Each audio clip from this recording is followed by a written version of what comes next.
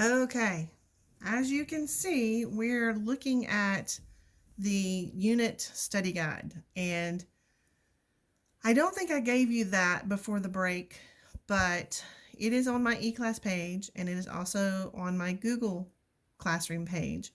You don't really need to print it out, so just I guess just take notes in your math journal. If you can't print it out, that's fine, or on a sheet of paper, just somewhere close, because your test is going to be in a couple of days and you may be able to use your notes on the test. We are going to have two more tests, this one and another one. So we do need some good test grades. So keep that in mind.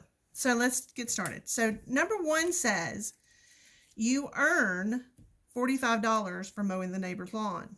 Well, when you look at these word problems, you really got to think about what's going on. Am I losing money? Am I gaining money? What is going on? So if this one says you earn $45, that's a positive, right? That's a positive thing. It doesn't mean you paid somebody $45. You actually earned $45 you put in your pocket. So we're going to say that is going to be a positive $45.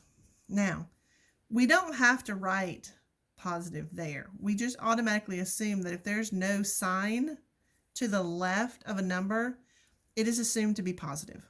Okay, let's move to the second one. So the temperature on Jupiter is 145 degrees Celsius below zero. Okay, so in your math journal, just write this line. This is a vertical line, kind of like a thermometer, and put in the middle 0. Anything above 0 is a positive. Anything below 0 is a negative. So we already know 145 degrees below 0. If it's below 0, it's going to be negative 145, and we do have to write the minus sign there, okay, because that's indicating negative 145. Number 3 says, in a board game, your team gains 12 points. Gains 12 points. So remember, on a number line, on a horizontal number line, everything to the left is going to be negative, and everything to the right is going to be positive. These are gains. These are going to be losses. Okay?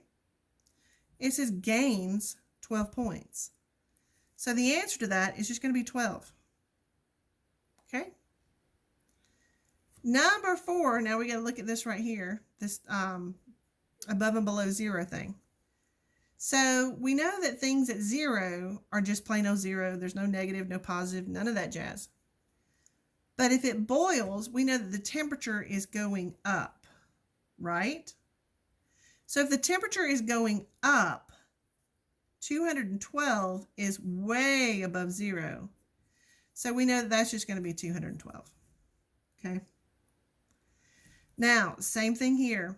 Sea level. When we see something that says sea level, remember that's the ocean or the sea. The sea is at 0. Okay. Anything above is positive. Anything below is negative. I hope that makes sense. So a scuba diver is 40 feet below sea level. Sea level is 0. Below 0. So he is negative 40 feet below sea level. Okay? Now, this is a tricky one. This is going to be, you have to understand money. So if someone owes you money, that person has a debit, or they owe you, right? So if they owe you money, that's going to be negative. So she owes you negative, okay, $15. But now if this said your sister owed you $15 and she paid you $15, then it would be 0, right? Because 15 and 15, they're both the same distance away from 0, so she wouldn't really owe you anything else. So that's the way you do those 6. I will go ahead and upload this link and get that on the PowerPoint for you to study and have that for Monday.